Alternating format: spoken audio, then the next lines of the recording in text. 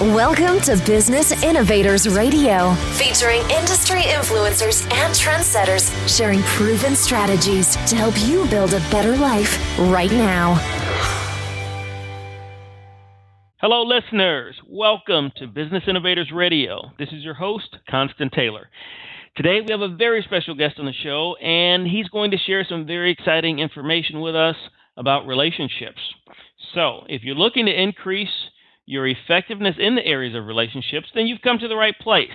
Our special guest today is Dan Griffin.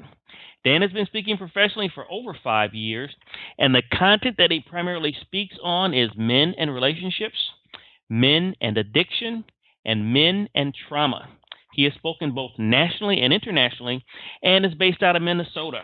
He has a few books out and that will be soon to be released. The first is called A Man's Way Through Relationships, A Man's Way Through the 12 Steps, Man Rules, and he's got one coming out called What a Man Would Tell You If They Were Not Too Busy Watching TV. Dan, welcome to the show. Thanks so much for having me. Man, you speak on topics that are near and dear to my heart as a man. I was very excited to looking forward to this interview and finding out, the content that you primarily speak on. So tell me, what do you primarily cover with your clients and the audience, and how do you help them become more effective in the areas of relationships? Sure. So I'm very interested in this whole process that's happening in our society today, where we're basically somewhat consciously, and I would say somewhat unconsciously, redefining men in the 21st century. And so my intention is to be much more conscious about it and deliberate. And so when I talk about men in relationships, I really challenge a lot of the standard paradigms out there that tend to place men in a somewhat incompetent position and women as the somewhat competent / expert. And it's not meant as an affront or criticism of women, much more so than it is an attempt to better understand how men navigate relationships and how we can better help them to do that. Okay. So is this your attempt to kind of balance the scales a little bit, kind of get a little more yin and the yang, or vice versa? Well, let's look at it this way. How many men do you know that are in relationships? Quite a few. Yeah, like maybe, 90%. Yep. And how many men do you know are having challenges in their relationships? 110% of those 90%. And perfect. Now let's go to the last question. How many books do you know that are written specifically for men to help them in their relationships? Yeah, there's none that pop out. Well, how about at least one you know of? Or at least 3 and 2 on the way. All right. This is all pre-Dan. This is pre-Dan. This is PD here. This is PD. No, so that's my point. I'm a man. I'm married 12 years. I've got a daughter 6 years old. Another one of my next books is A Man's Way to Be a Father. And it's all about how can we be more conscious in our relationships, because 99.999% of the books out there are written by women and for women. And even if they're written by men, they're still fairly biased against men. And, my whole thing is I get that, because of the man rules, these ideas, these expectations for how we raise men, some of them are positive, some of them are negative. And because of that, it causes some real problems in our relationships.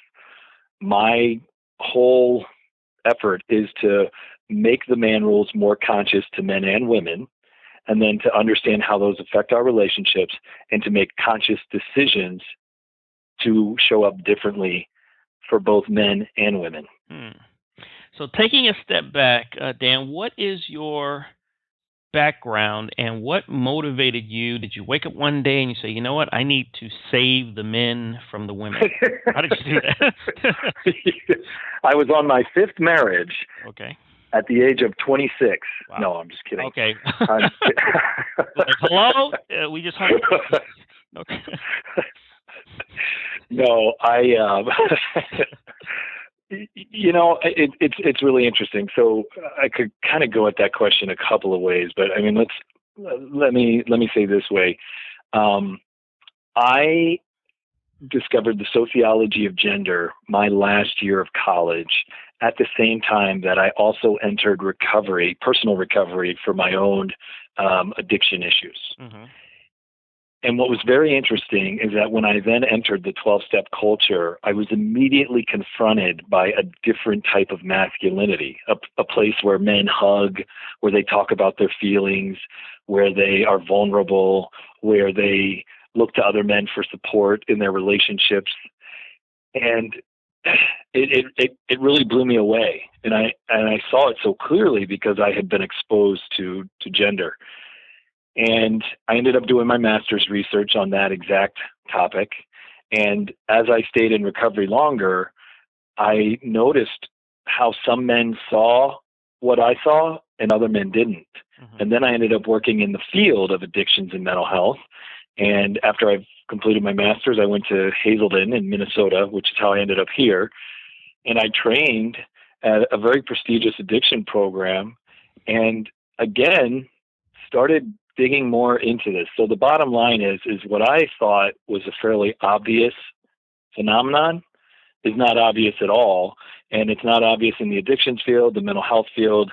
And I've now extrapolated that to basically all of our relationships, and it's still not obvious. Okay. So when you're working, let's tackle men in relationships. So when we start digging deep, when we start getting under the layers, what are you covering, and what are you helping men work through? So there's probably a couple of core things that I cover. Well, I've talked about these man rules, right? So let's talk about what are some of the man rules really quick. Mm-hmm. Don't cry. Don't ask for help. Don't be vulnerable. Don't be weak. Always have power. Sex equals intimacy. All right. Mm-hmm. So is that fair? Is it fair? Yeah, is that a fair description of the man rules? Not how all men live or what all men think, but kind of where we're pushed. Yeah, I would say that's fair. Okay, so imagine you're looking at a list of characteristics, and I just gave you one side of a dichotomy. Now think of relationships, and what do we ask men to do in their relationships? Be vulnerable, ask for help, cry or show more emotion.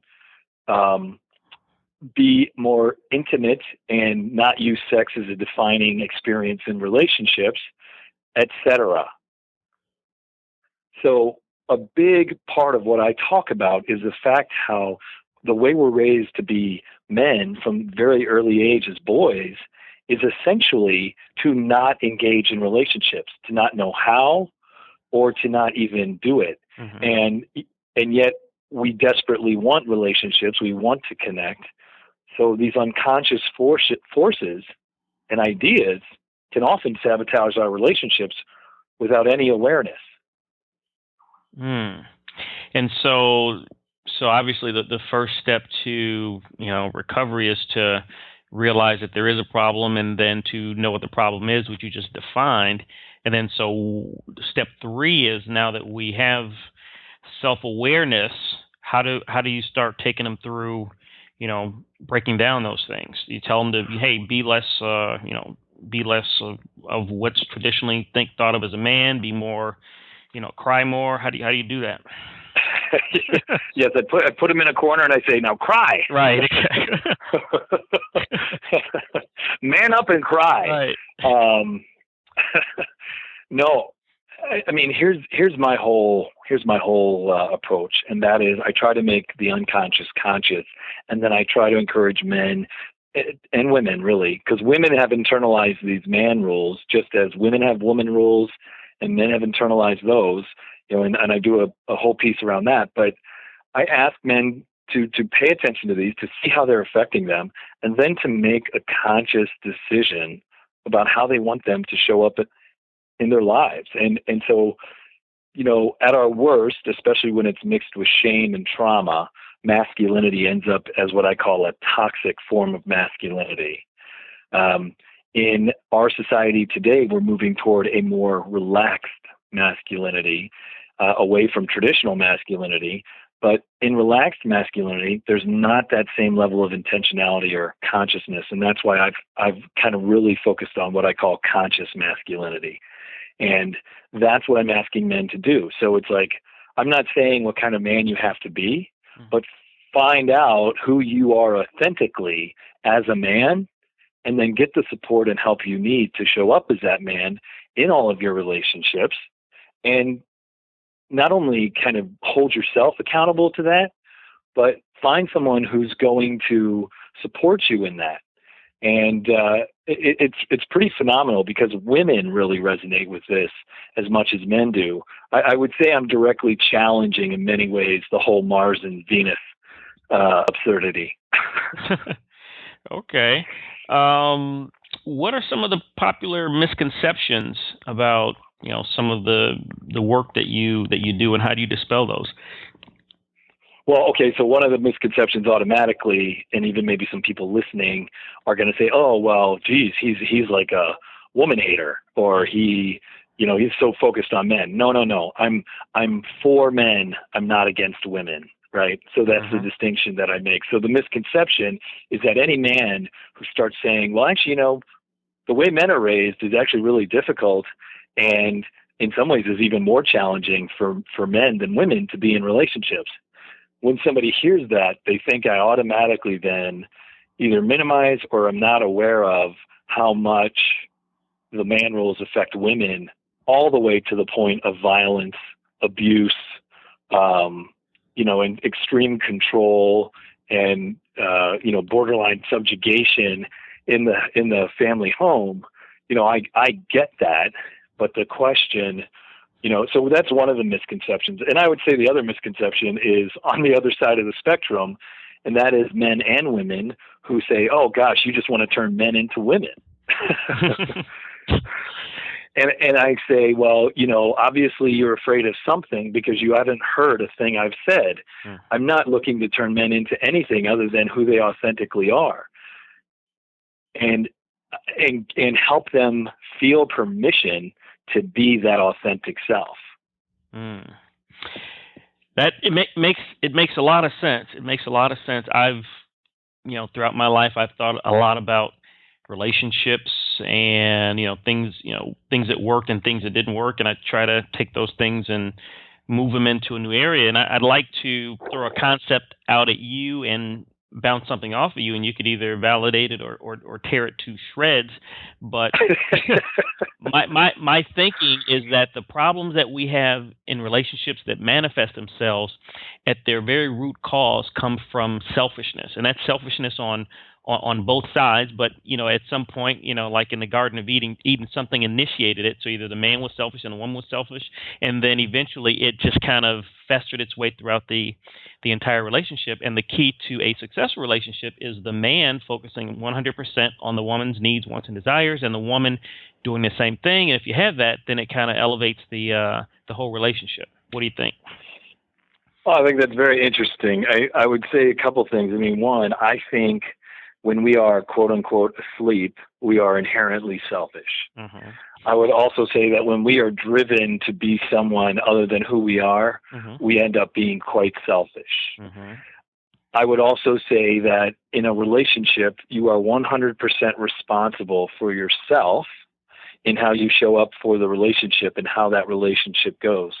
So in many ways, I agree and align with a lot of what you're saying. I think the danger is that some women are raised to focus only on the men. So if a woman hears, "Oh, I got to focus 100% on my man," or this guy, it's like women lose themselves in relationships so dramatically that I think they could really easily misunderstand that.